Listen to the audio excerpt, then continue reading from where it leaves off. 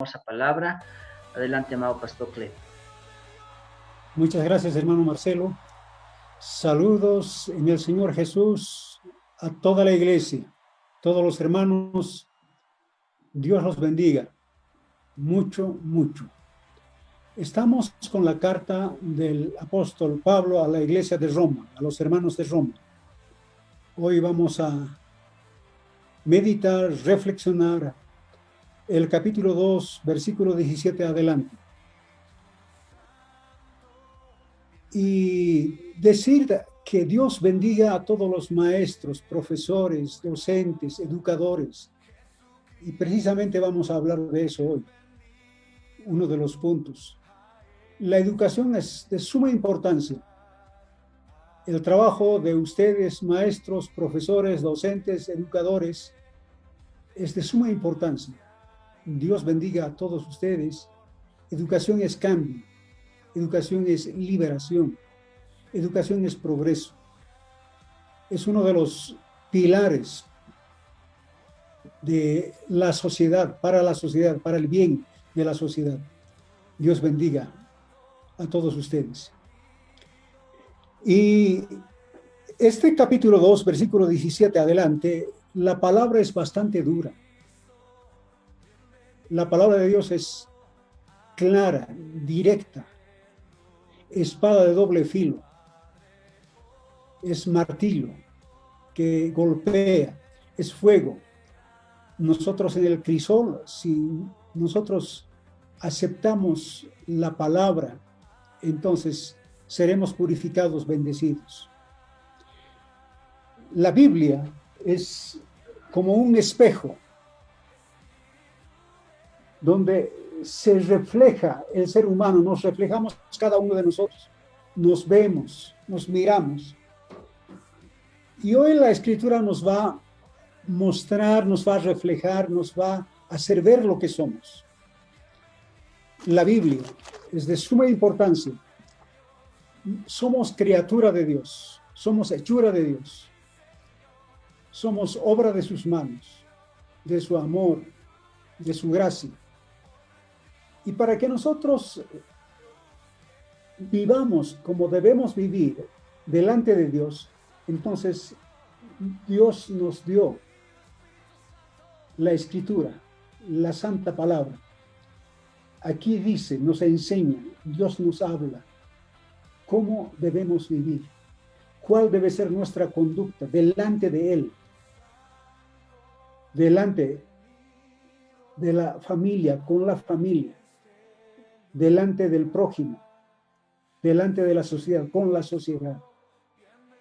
Entonces, preparémonos para leer la palabra, pero antes hagamos un recuento, una mirada de lo que hemos hablado hasta ahora.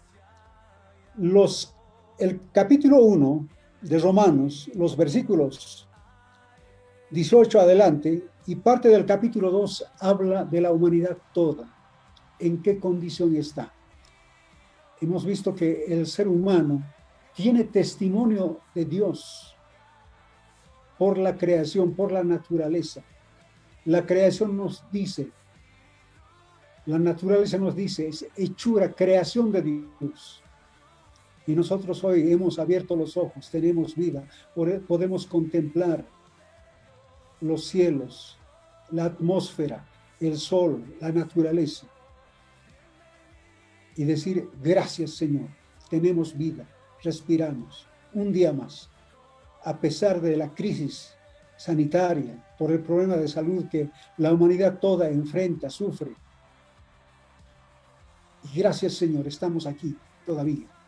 Dios sostenga, extienda su mano sobre los enfermos, sobre los necesitados. Entonces, en esta porción de la Escritura que hoy vamos a hablar, habla de los judíos, del pueblo de Israel. Y para entender, debemos decir, el Señor ascendió a los cielos, derramó su Espíritu Santo. Eso fue más o menos por el año 30 después de Cristo, el día de Pentecostés. Y como el escritor de esta carta a la iglesia de Roma, a los romanos, es Pablo, Pablo no fue apóstol discípulo juntamente con los otros, con los 12 del Señor. Él se convirtió después. Y la conversión de Pablo se dice que fue por el año 36 después de Cristo, 6 años más tarde, después de la ascensión del Señor Jesús. Él se convierte. Él era perseguidor de la iglesia, enemigo de la iglesia, enemigo de la fe cristiana. Estaba en esa tarea, en ese trabajo de perseguir a los cristianos, aprenderlos, encarcelarlos, castigarlos. Y tuvo encuentro con el Señor. Y unos 11, 12 años más tarde, él comienza la predicación del Evangelio, la tarea apostólica, por el año 48 más o menos. Y como el Evangelio empezó en Israel, en Jerusalén, los primeros creyentes son judíos, israelitas. Entonces los israelitas pensaban que para ser cristiano, para tener la fe en el Señor Jesús, tenía que hacerse judío, hacer ciertas prácticas, ciertos ritos de los judíos. Así pensaron. Entonces, si las personas no judías, no israelitas, los gentiles, tenían que hacer ritos, practicar ritos del judaísmo. Así pensaban, ya siendo creyentes. Entonces, por esa razón, Hechos capítulo 15, que se llama el Concilio de Jerusalén, que es una consulta, un concilio, una junta, una reunión, para considerar aspectos doctrinales teológicos. Entonces ya hubo ese problema del pensamiento judío. Eso fue por el año 49-50 después de Cristo.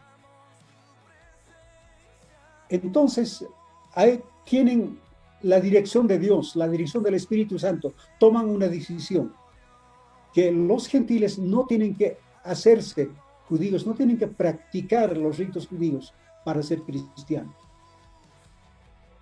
Entonces, de esa consulta, de ese concilio que hubo en Jerusalén, el año 49-50 después de Cristo, Pablo escribe esta carta por el año 58 o 59 después de Cristo, o sea, 8 o 9 años más tarde.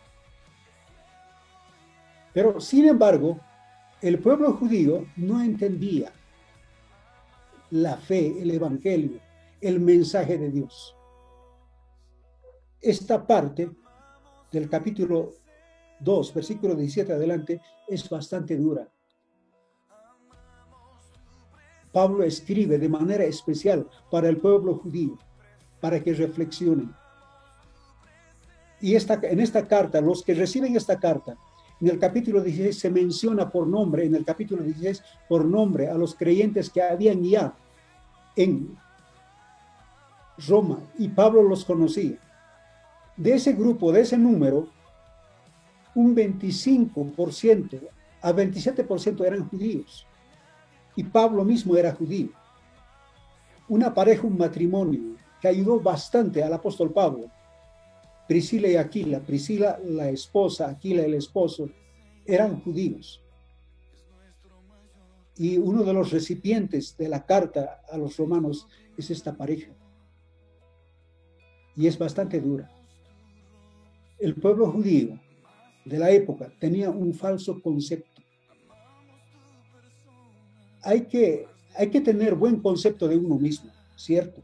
Hay que tener autoestima, autoconfianza, hay que quererse, hay que amarse.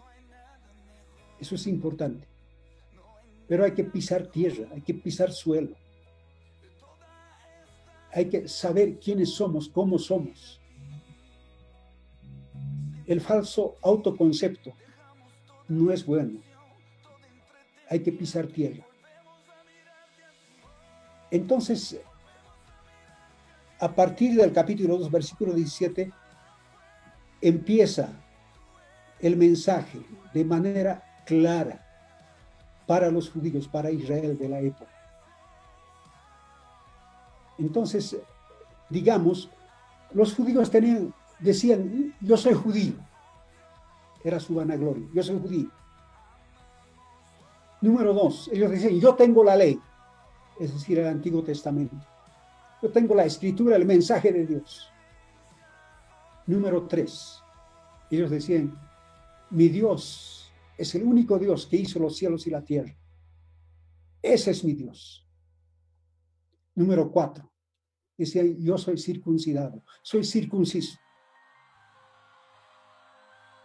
Pero era un falso concepto, vanagloria, que no condecía con lo que Dios esperaba de los israelitas, de los judíos. Y nosotros tenemos que tener también consideración seria, profunda, reflexión de quiénes somos. Tanto los que ya hemos aceptado a Cristo como Señor y Salvador, y las personas que van a aceptar. Amigo, amiga que estás viendo, escuchando, toma muy en serio la palabra de Dios, el mensaje de Dios. Y con ese pensamiento leamos el capítulo 2, versículo 17. Pablo escribe a la iglesia de Roma y dice, he aquí, tú tienes el sobrenombre de judío, te apoyas en la ley. 3, te glorías en Dios. De que el judío decía, yo soy judío. Es decir, yo tengo la ley. Yo tengo el único Dios verdadero, Dios viviente, no son ídolos. Entonces, versículo 18, ellos decían que conocen la voluntad de Dios, e instruido por la ley, apruebas lo mejor. Entonces, ellos ciertamente conocían la palabra. Ellos tenían conocimiento de la verdad de Dios. Pero no basta el conocimiento. No basta solo el saber.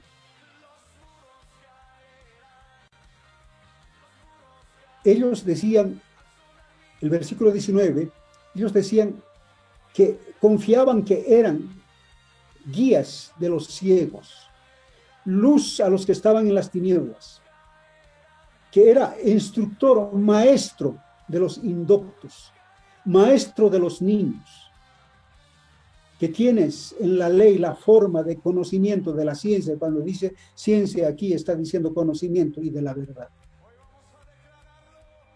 Entonces, ese era el falso concepto que ellos tenían. Ellos se consideraban que eran tenedores de la ley, conocían a Dios. Entonces, pero la vida que llevaban no condecía. No tenía armonía con la vida real. Y Pablo dice palabras duras, el versículo 21, y dice, tú pues que enseñas a otro, ¿no te enseñas a ti mismo? Tú que predicas que no se debe hurtar, ¿hurtas? Tú que dices que no se ha de adulterar, ¿adulteras? Tú que abominas a los ídolos, ¿cometes sacrilegio? ¡Qué tremendo!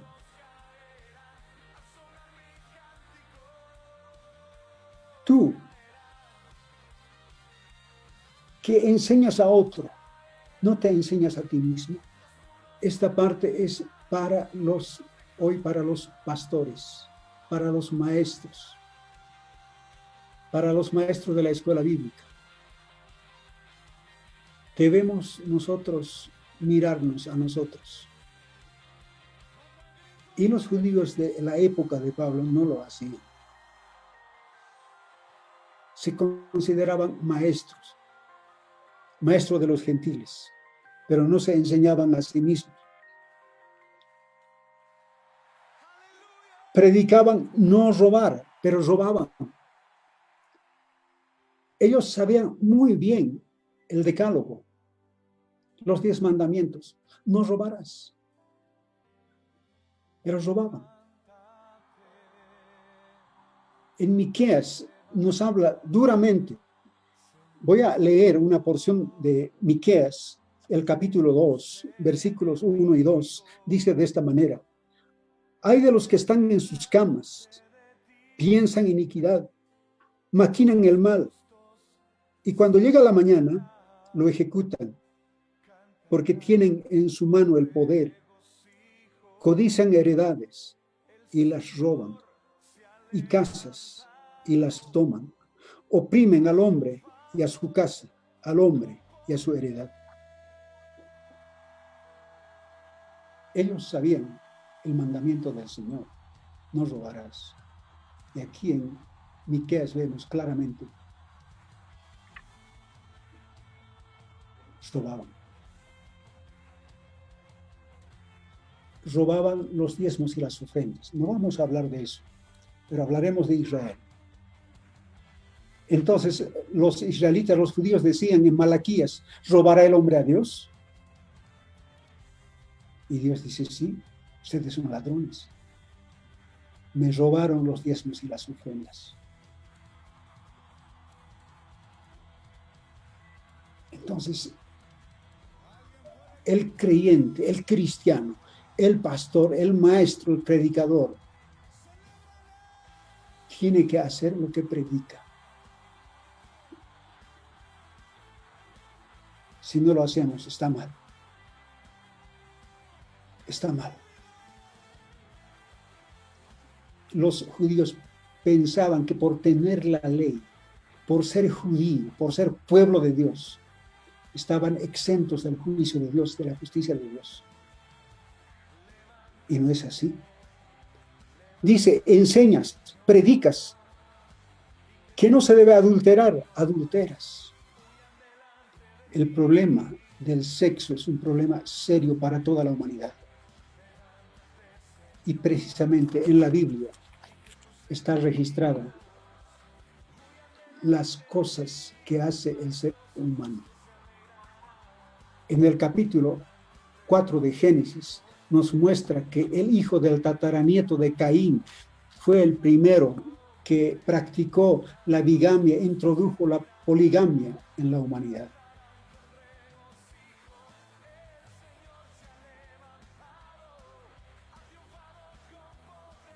Abraham tuvo problemas. El rey David tuvo serios problemas con la vida sexual. Salomón. Entonces, el problema sexual es serio. Y hoy en día, personas que leen la Biblia saben la historia de la Biblia, la historia del ser humano en la Biblia. Y dicen: personajes de la Biblia practicarán eso, ¿por qué no?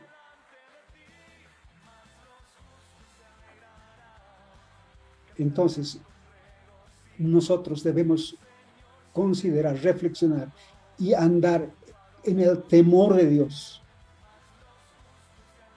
Andar con temor delante de Él. Dios nos dio la salvación, la fe, para que nosotros andemos en buenas obras. Eso habíamos ya dicho. Eso dice la palabra de Dios en la carta de Pablo a los Efesios. Luego dice: tú que abominas de los ídolos, cometes sacrilegio. Los israelitas tenían problema con los ídolos, por eso Dios los castigó. Ellos fueron al cautiverio, a Asiria, por el año 721 a.C. Después, más tarde, 606, los judíos fueron al cautiverio a Babilonia. Ese cautiverio fue, vamos a decir, vacuna para los israelitas. No practicaron más idolatría. Antes de eso, eran idólatras. Después del cautiverio, ya no. Entonces ellos decían, nosotros tenemos el único Dios, no somos idólatras. Pero es triste, no está registrado este hecho en la Biblia, pero dice, ellos cometen sacrilegio, es decir, ellos tomaban tesoros, bienes de los templos, de los ídolos. Abominaban la idolatría, pero tomaban los tesoros de los templos, de los ídolos. Y Pablo dice, ustedes hacen eso y no está bien. Se glorían y dicen que Dios no les va a alcanzar con su juicio. Entonces, el problema es bastante serio. El versículo 23, tú que te jactas de la ley, con infracción de la ley, deshonras a Dios. Porque como está escrito, el nombre de Dios es blasfemado entre los gentiles por causa de vosotros. Entonces, los israelitas de la época de Pablo, con toda esa conducta negativa, no practicaban la palabra, sabiendo la palabra, siendo maestros, entonces deshonraban a Dios y hacían hablar a la gente. No eran de bendición. Eran conocedores de la Escritura, pero en la práctica, nada. Oidores, sabedores de la ley, pero no hacedores.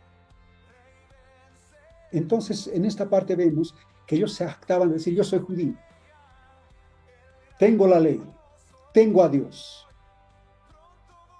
Y a partir del versículo 25 hasta el 29, otra jactancia, yo soy circuncidado.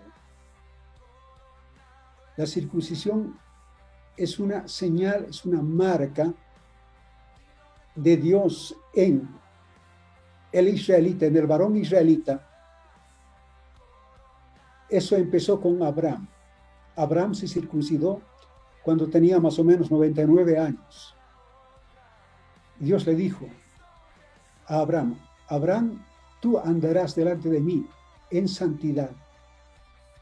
Andarás delante de mí con temor y serás perfecto. Y Dios dice, yo voy a ser tu Dios. Te voy a multiplicar.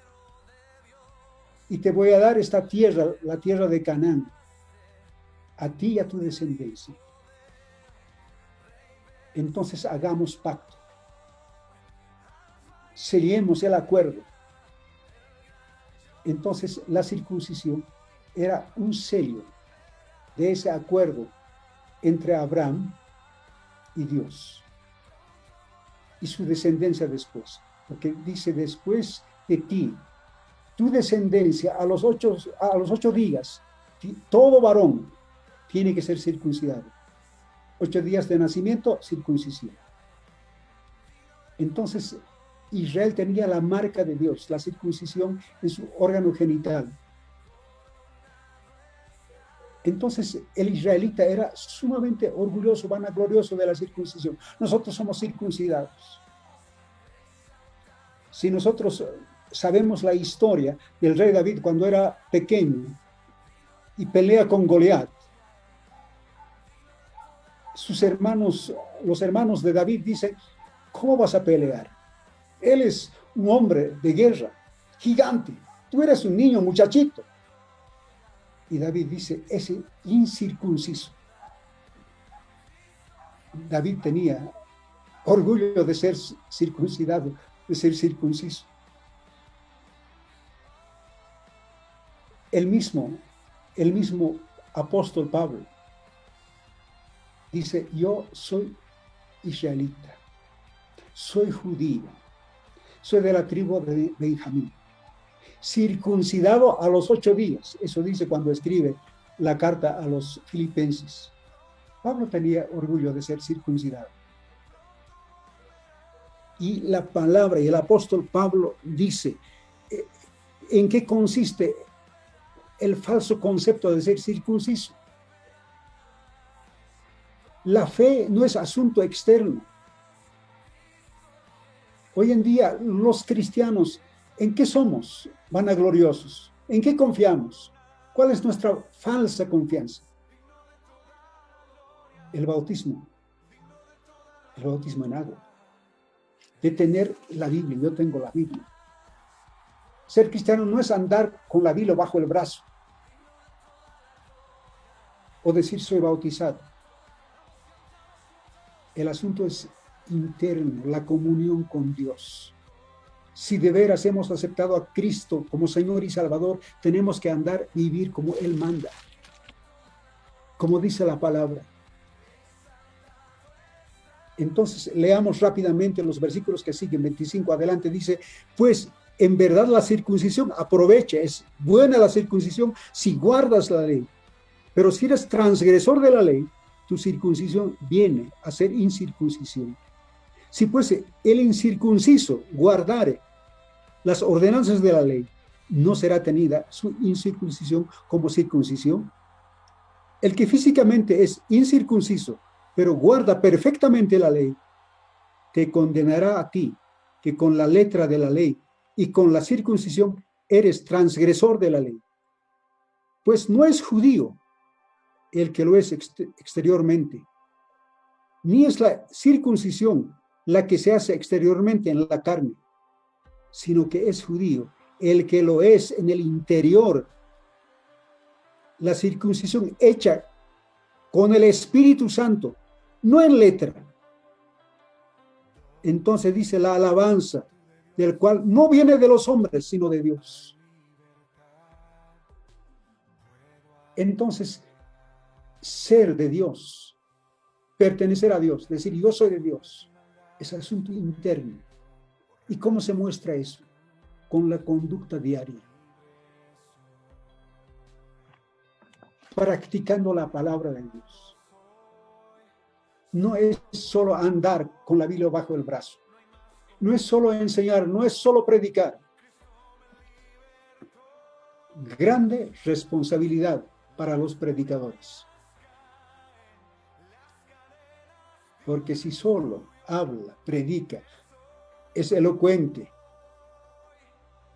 y no practica la palabra, de nada sirve. De nada sirve. Entonces, los judíos, al escuchar el mensaje de Pablo, al leer la carta de Pablo, que solo decir yo tengo la ley, yo soy judío, yo tengo a Dios, soy circuncidado. Entonces, los judíos, al escuchar, al leer el mensaje de Pablo, dicen, ¿y qué provecho hay entonces ser judío? ¿Qué ventaja tener la circuncisión en la carne? Eso dice el capítulo 3, versículo 1, leamos rápidamente. Y dice, ¿qué ventaja tiene pues el judío? ¿O qué aprovecha la circuncisión? Y Pablo responde, dice, mucho, en todas maneras. Primero, ciertamente, que les ha sido confiada la palabra de Dios. Ser judío, tener la circuncisión para los judíos fue de mucha bendición, grande ventaja. Y una de las ventajas a Israel, a los judíos, fue confiada la palabra de Dios. Y cuando Pablo escribe esta carta, está hablando del Antiguo Testamento.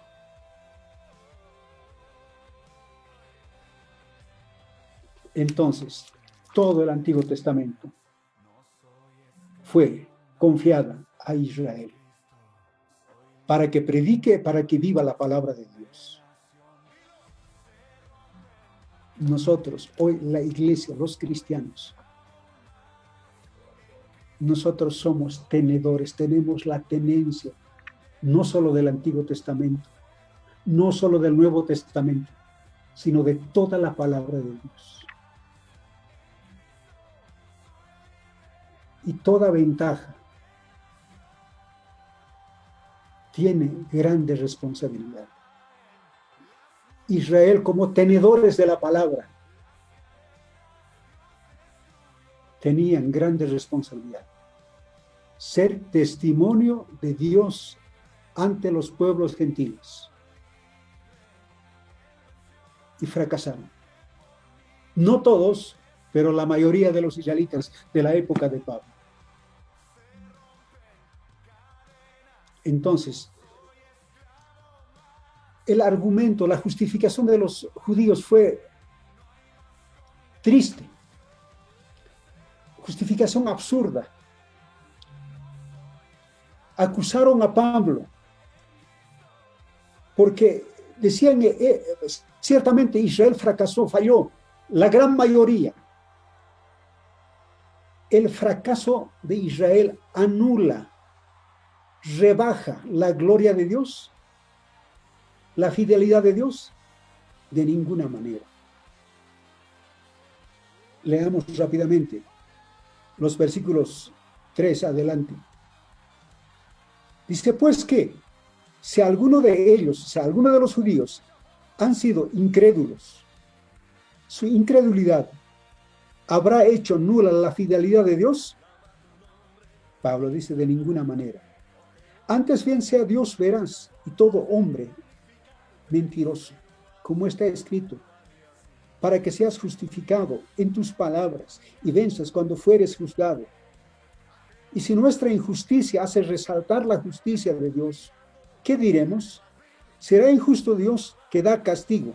Hablo como hombre, dice Pablo, en ninguna manera. De otro modo, ¿cómo juzgaría Dios al mundo? Pero si por mi mentira la verdad de Dios abunda para su gloria, ¿por qué aún soy juzgado como pecador?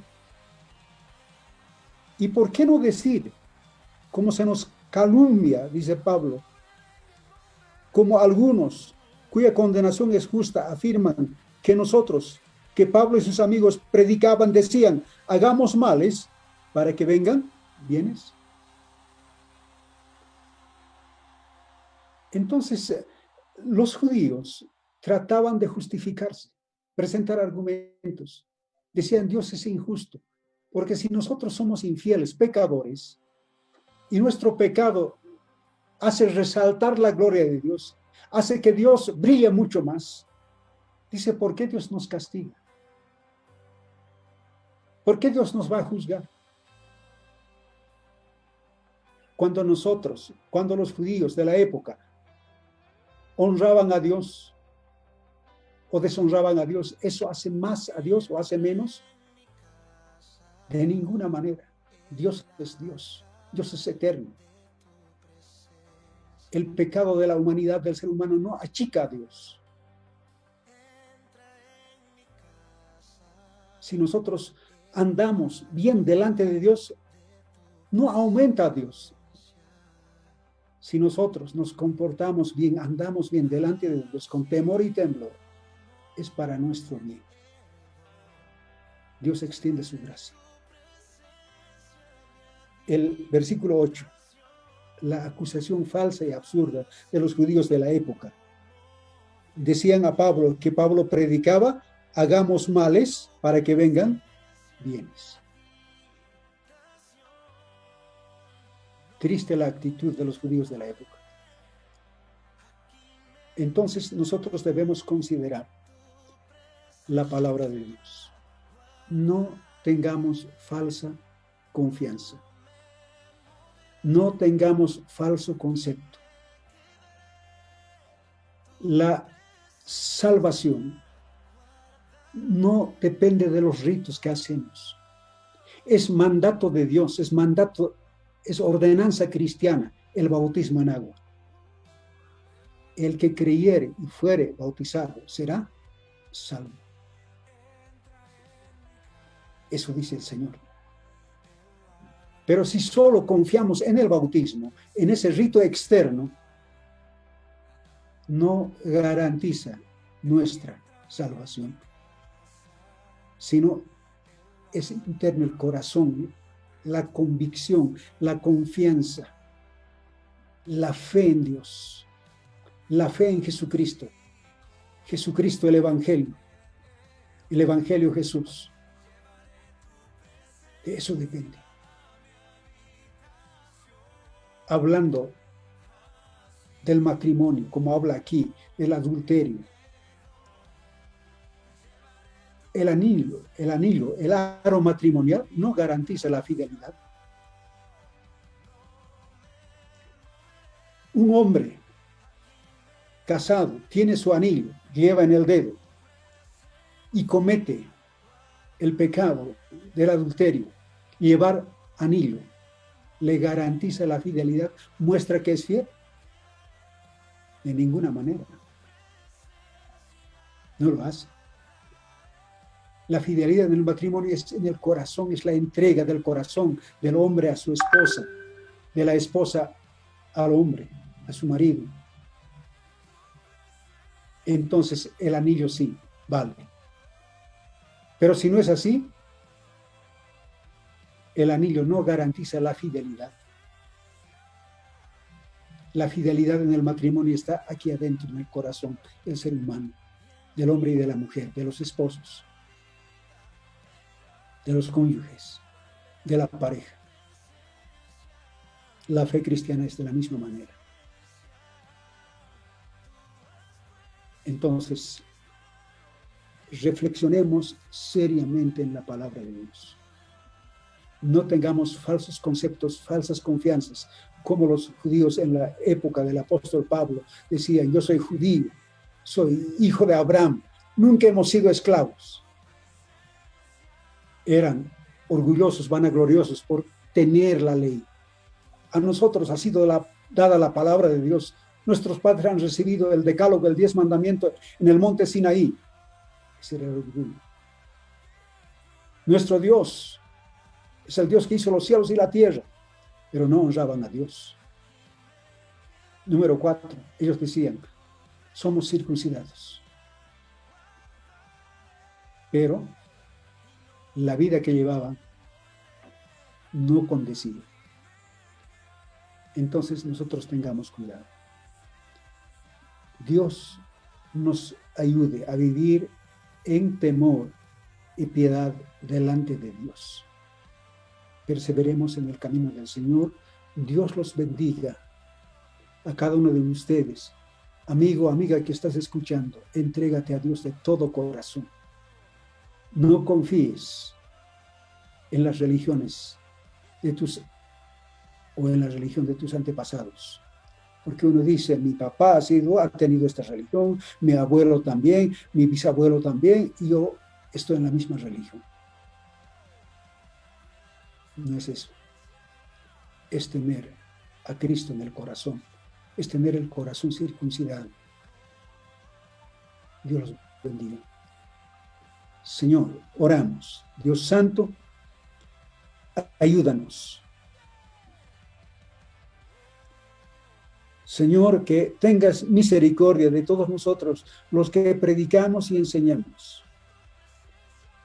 Ayuda, Señor, a los maestros de la escuela bíblica, maestros en los seminarios, maestros en las universidades cristianas.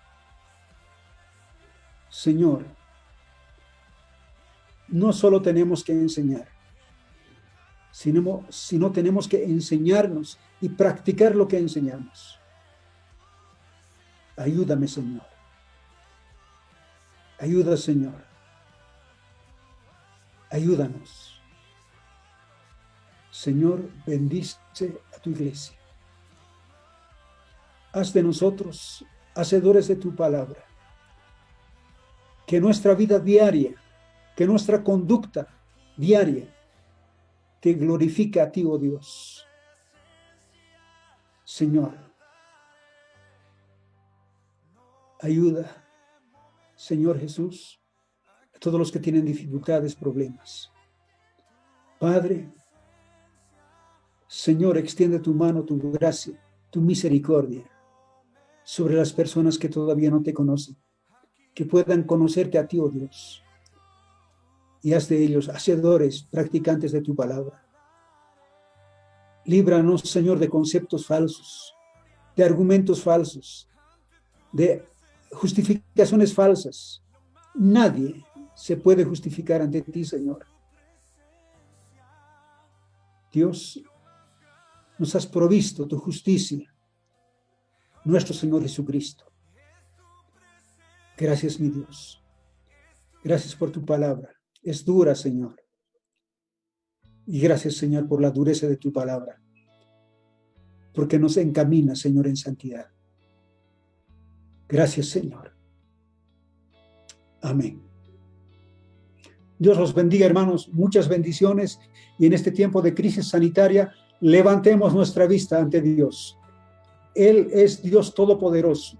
Él es el Señor soberano. Él nos sostendrá. Él nos ayudará. Su mano está con nosotros. Muchas bendiciones, hermanos. Gracias, hermano Marcelo.